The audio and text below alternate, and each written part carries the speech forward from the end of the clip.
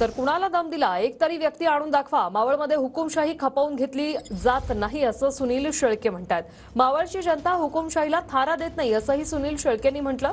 शरद पवारांनी केलेले आरोप सुनील शेळके यांनी फेटाळलेत। तर सुनील शेळके आपल्या सोबत आहेत। काय ही वेळ आली थेट पवारांकडून तुम्हाला धमकी आलेली आहे? आज मावळ मतदारसंघामध्ये आदरणीय पवार साहेबांनी राष्ट्रवादी काँग्रेस पक्ष आणि महाविकास आघाडीतील कार्यकर्त्यांचा मेळावा लोणावळा या ठिकाणी आयोजित केला होता।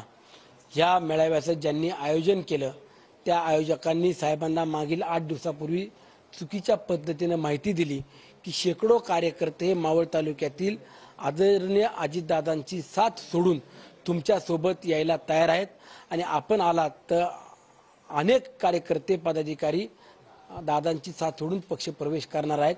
आपण त्या कार्यक्रमाला आवर्जून आलं पाहिजे आणि प्रत्यक्षामध्ये ज्या वेळेला कार्यक्रमाच्या स्थळी साहेब आल्यानंतरनं ज्यांनी आयोजन केलं होतं त्या आयोजकांनी साहेबांना माहिती दिली की आम्ही या ठिकाणी कार्यक्रम करत असताना सुनील शेळकेंनी दम दिला, सुनील शेळकेंनी कार्यक्रमाला जाऊ नये अशा पद्धतीने तंबी दिली आणि कार्यकर्त्यांना या ठिकाणी यायला अडवलं। पत्रकार परिषदेत तुम्ही थेट पवारांनाच आव्हान केलेले, काय नक्की द्या? नाही, मी साहेबांना कधी आव्हान केलं नाही, मी करणार नाही। साहेब कालही श्रद्धे होते, आजही आहेत आणि उद्या देखील असणार आहेत। माझं म्हणणं एवढंच आहे की साहेब आपण जे काही वक्तव्य केलं ही तुम्हाला माहिती कोणी दिली?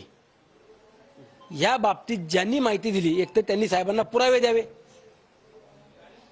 नाहीतर मग त्यांनी साहेब जाहीरपणे सांगावं की आम्ही साहेबांना चुकीची माहिती दिली म्हणून साहेबांनी वक्तव्य केलं।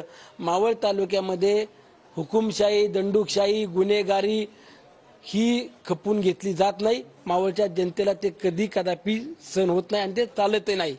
ज्या काही घडामोडी झाल्या 6 महिन्यापूर्वी त्याचा काही साक्षीदार मी देखील आहे।